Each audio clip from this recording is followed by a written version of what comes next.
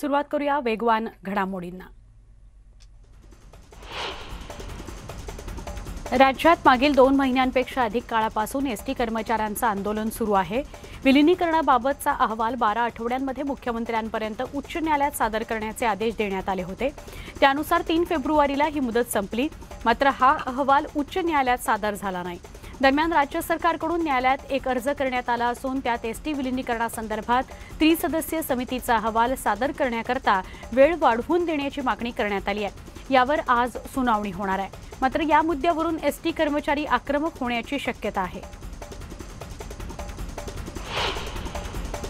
केंद्रीय निवडणूक आयोगाची आज बैठक होणार आहे। या बैठकीत प्रचार रॅली तसंच सार्वजनिक सभांसंदर्भात चर्चा केली जाण्याची शक्यता आहे। याआधी कोरोनाच्या पार्श्वभूमीवर निवडणूक आयोगाने प्रचारांच्या रॅली आणि सार्वजनिक सभांवर 11 फेब्रुवारीपर्यंत बंदी घातली होती। त्यामुळे आज पुन्हा एकदा कोरोना स्थितीचा आढावा घेऊन निवडणूक आयोग रॅली आणि रोड शो बाबत निर्णय घेणार आहे।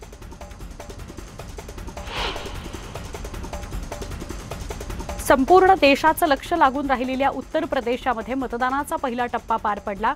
उत्तर प्रदेशातील 403 जागांपैकी 58 जागांवर पहिल्या टप्प्यात सरासरी 60.17% मतदान झालेलं आहे। या सगळ्या जागी पश्चिम उत्तर प्रदेशातून आहेत। या सगळ्या ठिकाणांवर शेतकरी आंदोलनाची छाया आहे।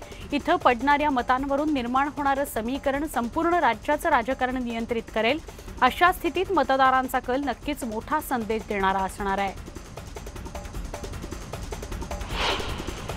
माझी तब्येत बरी नसली तरी मी पेनकिलर घेऊन पक्षाची सेवा करण्याकरता गोव्यात आलो आहे, अशी प्रतिक्रिया नितेश राणेंनी दिली। गोवा विधानसभा निवडणुकीच्या प्रचाराकरता पंतप्रधान नरेंद्र मोदी यांची सभा झाली। या सभेला गोव्यात नितेश राणे यांनी उपस्थिती लावली।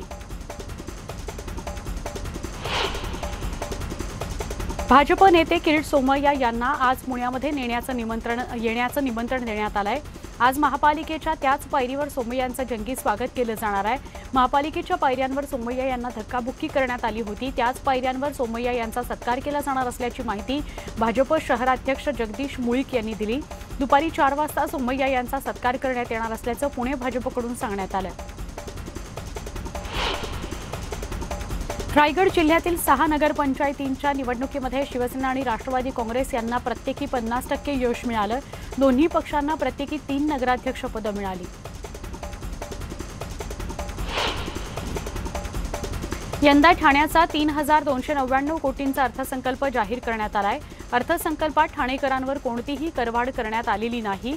मनपा आयुक्त डॉक्टर विपिन शर्मांनी अर्थसंकल्प सादर केला। यात आरोग्य आणि पाणीपुरवठा सक्षम करण्यावर भर दिला गेलाय। अर्थसंकल्प ऑनलाईन पद्धतीने सादर केल्याने विरोधकांनी सभात्याग केला।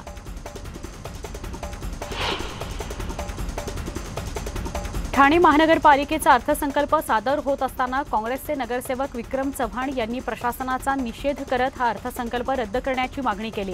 अर्थसंकल्प हा अत्यंत गोपनीय दस्तावेज असून त्याची कॉपी स्थायी समिती सदस्यांना न देता थेट वृत्तपत्रांना कशी मिळाली, असा परखड सवाल विक्रम चव्हाण यांनी आयुक्त विपिन शर्मा यांना केलाय। तर याची चौकशी झाली पाहिजे अशी मागणीही त्यांनी केली। भाजप आमदार गणेश नाईक यांनी मनपा आणि एमआयडीसीच्या अधिकाऱ्यांना चांगलंच धारेवर धरलं।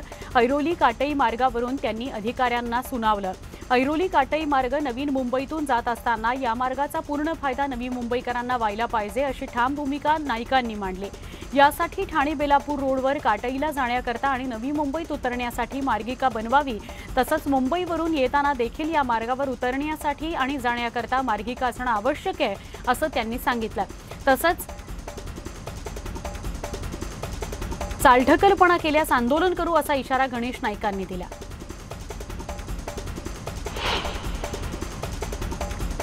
पंतप्रधान नरेंद्र मोदींनी हृदयनाथ मंगेशकरांबाबत केलेल्या वक्तव्यावरून नव्या वादाची शक्यता आहे। सावरकरांची गाणी गायली म्हणून त्यांना आकाशवाणीतून काढल्याचा दावा पंतप्रधानांनी केला। हा दावा आकाशवाणीच्या निवृत्त अधिकाऱ्यांनी फेटाळून लावला। हृदयनाथ मंगेशकर हे कधीच आकाशवाणीत कामाला नव्हते, त्यामुळे त्यांना सावरकरांचं गीत गायलं म्हणून कामावरून कमी करण्याचा प्रश्नच येत नाही, असा खुलासा महेश केळुसकर यांनी केला।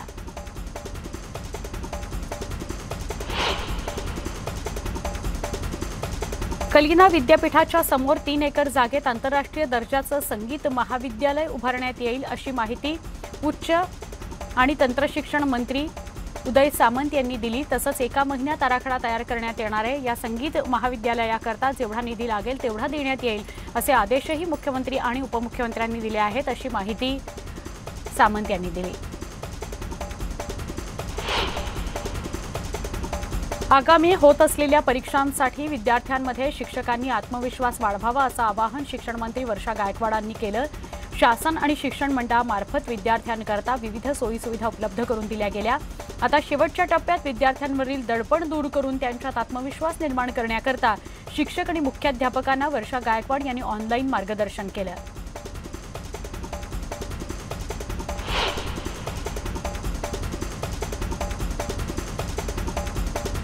हिजाब प्रकरणी कर्नाटक हायकोर्टानं सुनावणी पुढे ढकलली आहे। आता यावर सुनावणी सोमवारी होणार आहे। या प्रकरणाची सुनावणी पूर्ण होईपर्यंत विद्यार्थ्यांनी धार्मिक पेहरावाचा आग्रह धरू नये असं मत कर्नाटक हायकोर्टानं नोंदवलंय।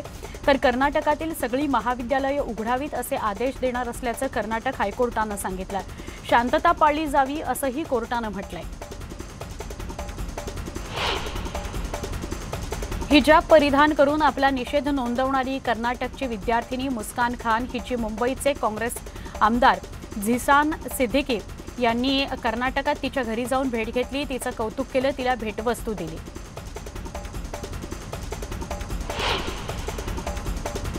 बुरखा परिधान केला म्हणून ज्या पद्धतीनं कर्नाटकमध्ये एका महिलेला वर्तणूक मिळाली ही विकृती आहे। आम्ही महाराष्ट्रात अशी विकृती सहन केली नसती, अशी प्रतिक्रिया राज्य महिला आयोगाच्या अध्यक्षा रुपाली चाकणकर यांनी दिली आहे।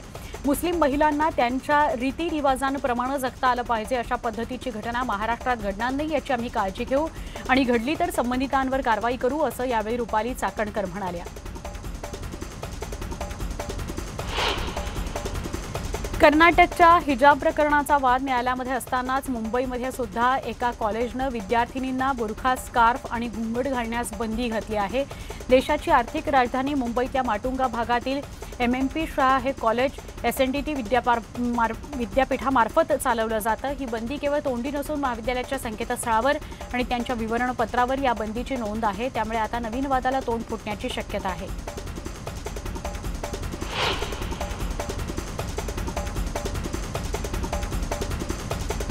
बडनेरा मतदारसंघाचे आमदार रवी राणा यांनी राजापेठ फ्लायओव्हरवर बसवलेला शिवाजी महाराजांचा पुतळा महापालिकेनं हटवल्यानं अमरावती शहरातील वातावरण चांगलंच तापलंय। युवा स्वाभिमानच्या कार्यकर्त्यांनी मनपा आयुक्तांवर शाई फेकल्यानं महानगरपालिकेचे कर्मचारी आणि अधिकारी संतप्त झालेत आणि त्यांनी आजपासून रविवारपर्यंत कामबंद आंदोलनाचा निर्णय घेतलाय। पंतप्रधान नरेंद्र मोदी यांनी केलेल्या वक्तव्यानंतर परभणी जिल्ह्यामधील काँग्रेस आक्रमक झाली आहे। गुरुवारी गंगाखेड इथं भाजप कार्यालयासमोर काँग्रेस कार्यकर्त्यांनी घोषणाबाजी केली, आंदोलन केलं। यावेळी ढोल ताशा वाजवत प्रधानमंत्र्यांच्या वक्तव्याचा निषेध करण्यात आला। मुंबईमध्ये 429 नव्या कोरोना रुग्णांची नोंद झाली आहे। दिलासादायक बाब म्हणजे मुंबईतील साप्ताहिक कोरोना रुग्णवाढीचा दर 0.07% गेलाय। त्यामुळे मुंबईतील रिकव्हरी रेट 98% इतका झाला आहे। हिंगणघाट जळीतकांड प्रकरणी दोषी विकेश नगराळेला आजन्म जन्मठेपेची शिक्षा सुनावण्यात आली। हिंगणघाट जिल्हा सत्र न्यायालयानं ही शिक्षा सुनावली। अशा प्रकरणांमध्ये आधी न्यायालयानं फाशीची शिक्षा सुनावल्याचा दाखला देत दोषीला फाशीची शिक्षा द्यावी अशी मागणी विशेष सरकारी वकील उज्ज्वल निकम यांनी केली होती।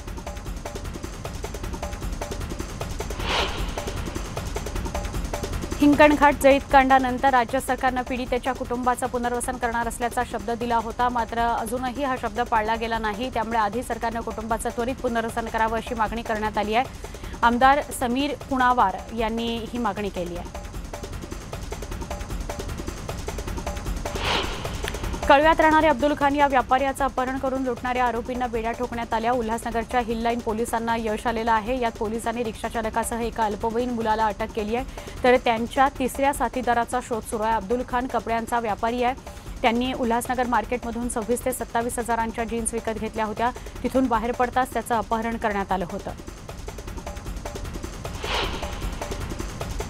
IRBच्या रुग्णवाहिकेने एका दुचाकीला जोरदार धडक दिली। या धडकेत दुचाकीस्वाराचा मृत्यू झाला। पत्नी आणि मुलगी दोघे जण गंभीर जखमी आहेत। दोघांना उपचाराकरता गुजरात इथं हलवण्यात आलं। रुग्णवाहिका या घटनेनंतर फरार झाली होती। त्याला कासा पोलिसांनी चारोटी टोल नाक्यावर ताब्यात घेतलं।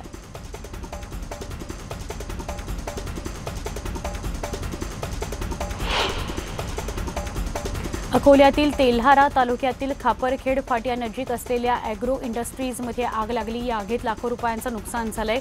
दरम्यान आगीची माहिती मिळताच अग्निशमन दलाच्या जवानांनी घटनास्थळी धाव घेतली, आगीवर नियंत्रण मिळवलं।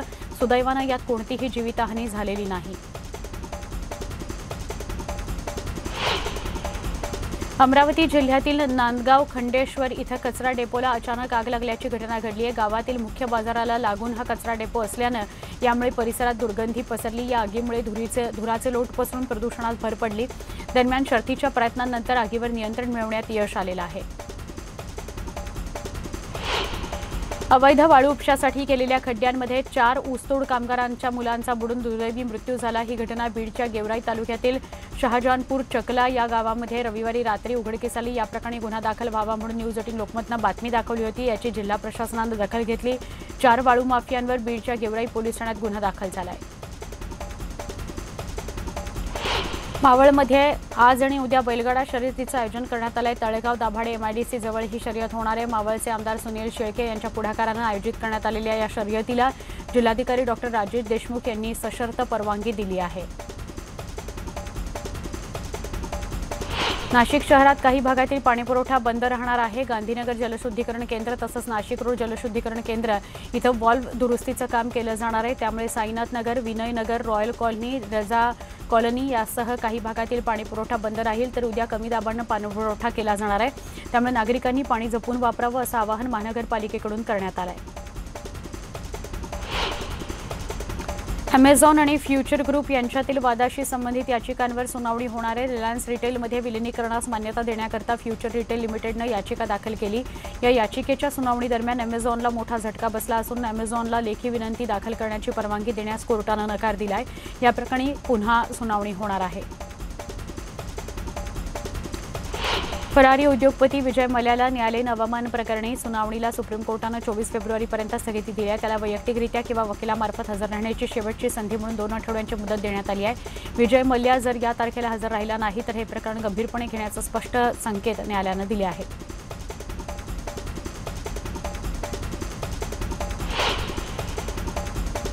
स्पीड न्यूजमध्ये छोटासा ब्रेक, लगेच भेटू। पहा फक्त न्यूज 18 लोकमत।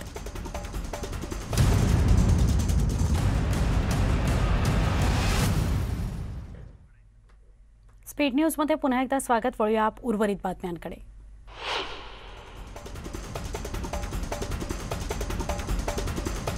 भारत आणि वेस्ट इंडिजमध्ये तिसरा आणि अखेरचा सामना आज खेळवला जाणार आहे। पहिल्या 2 वनडे सामन्यामध्ये वेस्ट इंडिजचा पराभव करून टीम इंडियानं आधीच मालिका जिंकली आहे। त्यामुळे आजच्या सामन्यामध्ये टीम इंडियात काही बदल केले जाण्याचे संकेत आहेत। तसंच आजच्या सामन्यामध्ये शिखर धवनचा संघातील समावेश जवळपास निश्चित मानला जातोय। त्यामुळे धवन आणि रोहित शर्मा सलामीला उतरतील अशी आशा आहे।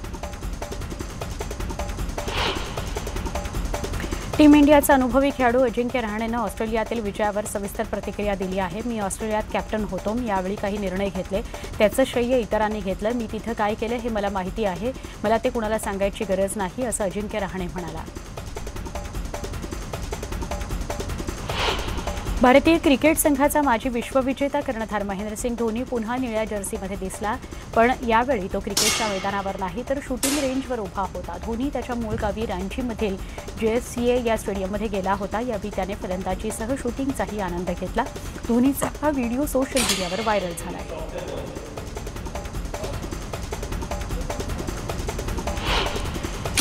बॉलिवूड अभिनेत्री दीपिका पदुकोण सध्या तिच्या गहराइया या सिनेमामुळे चर्चेत आहे। हा सिनेमा आज वर्ल्ड प्रीमियर प्राईम व्हिडिओवर प्रदर्शित होणार आहे।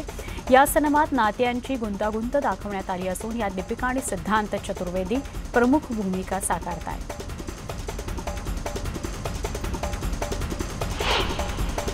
बॉलिवूडची पंगा क्वीन कंगना रनौत लॉकअप या शोचा पहिला लुक तिच्या समोर आलाय। यात कंगनाचा डॅशिंग आणि बोल्ड लुक पाहायला मिळतोय। येत्या 27 फेब्रुवारीपासून हा शो प्रेक्षकांसाठी सज्ज होईल।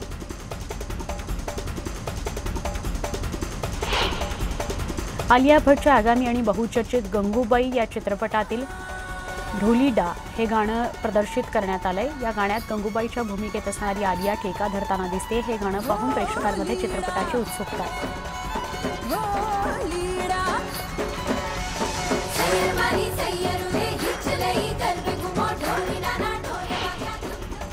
बहुप्रतीक्षित पृथ्वीराज या सिनेमाचे पोस्टर्स नुकतेच प्रदर्शित करण्यात आले। यात बॉलिवूडचा खिलाडी अक्षय कुमार मुख्य भूमिकेत असणार आहे। मिस वर्ल्ड 2017 मानुषी छिल्लर या सिनेमातून हिंदी चित्रपटसृष्टीत पदार्पण करते। यासोबतच संजय दत्त आणि सोनू सूदही महत्त्वाच्या भूमिकेत दिसणार आहेत। हा सिनेमा 10 जूनला प्रदर्शित होणार आहे। टेलिव्हिजनवर 90च्या दशकात हिट ठरलेल्या शक्तिमान या सुपर हिरो शोवर आता चित्रपट बनतोय। सोनी टीव्हीनं या चित्रपटाशी संबंधित एक व्हिडिओ क्लिप सोशल मीडियावर शेअर केली, ज्यामध्ये सुपर हिरो शक्तिमानचा चेहरा दाखवण्यात आलेला नाही। आता या चित्रपटात शक्तिमानच्या भूमिकेत कोण दिसणार आहे हे बघायचं। हिरकणी या चित्रपटानंतर अभिनेता प्रसाद ओक आता चंद्रमुखी हा चित्रपट घेऊन प्रेक्षकांच्या भेटीला येतोय। हा चित्रपट येत्या 29 एप्रिलला चित्रपटगृहांमध्ये प्रदर्शित होणार आहे। इन्स्टा पोस्ट करत प्रसाद ओकनं म्हटलंय की विश्वास पाटील लिखित कादंबरीवर आधारित प्रसाद ओक दिग्दर्शित चंद्रमुखी चित्रपटातील गाणी अजय अतुल यांची आहेत। हिंदी, दाक्षिणात्य आणि मराठी चित्रपटात काम करणारे अभिनेते सयाजी शिंदे हे गेल्या अनेक वर्षांपासून स्वतः वृक्षारोपणाची जबाबदारी पेलताना दिसतायत। नुकतंच त्यांनी स्वतः एक 100 वर्ष जुन्या झाडाचं पुन्हा वृक्षारोपण केलं। याबाबतचा व्हिडिओ त्यांनी शेअर केला, त्यामुळे ते सध्या चांगले चर्चेत आलेले आहेत।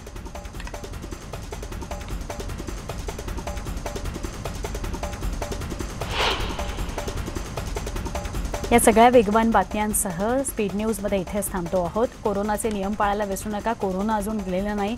रुग्णसंख्या कमी झाली असली तरीसुद्धा कोरोनाचे रुग्ण आपल्याला दिसत आहेत, त्यामुळे काळजी घ्या। news18lokmat.com या यूट्यूब चॅनलला सबस्क्राईब करा। फेसबुक, ट्विटरवर फॉलो करा, म्हणजे ताज्या बातम्या तुमच्यापर्यंत पोहोचत राहतील। पहा फक्त News18 लोकमत।